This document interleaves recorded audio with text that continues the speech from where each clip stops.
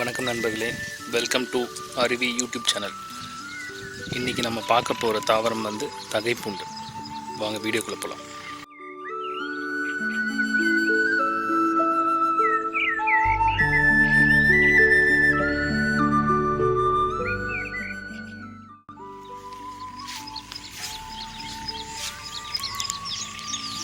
இது பார்த்தீங்களா, இவ்வளோ அழகான தோட்டம். இதுக்கு பேர் தாங்க தகைப்பூண்டு. இது எதற்காக பயிரிடுறாங்கன்னா, நெல் பயிரிடுறதுக்கு 40 நாள் முன்னாடி இந்த செடியை பயிரிடுவாங்க. பார்த்தீங்களா, இது கொஞ்சம் புளிய மரம் மாதிரி சின்னதாக அழகாக இருக்கும்.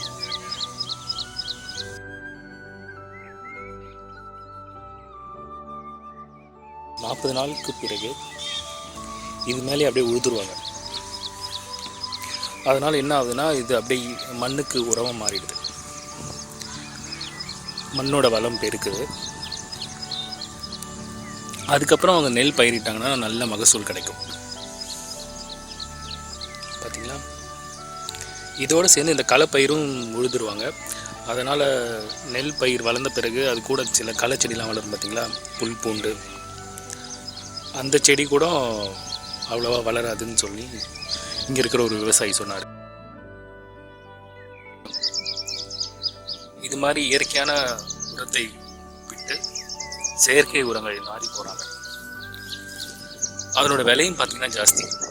ஃபார் எக்ஸாம்பிள், ஒரு ஏக்கர் நிலத்துக்கு கிட்டத்தட்ட 3 மூட்டை செயற்கை உரம் தேவைப்படும். ஒரு மூட்டை கிட்டத்தட்ட 450லேருந்து 500 ரூபா வரையும் போகுங்க.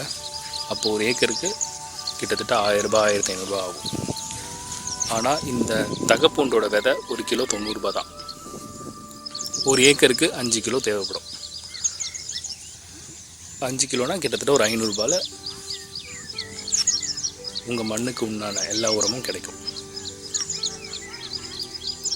ஆனால் ஏன் இது விவசாயிகள் ஃபாலோ பண்ணுறது இல்லைன்னா, இதுக்காக நீங்கள் ஒரு 40 நாள் வெயிட் பண்ணணும். அந்த பொறுமை தான் கிடையாது நம்ம விவசாயிகளுக்கு. அந்த ஒரு காரணத்துக்காக தான் அவங்க செயற்கை உரங்களை நாடி போகிறாங்க.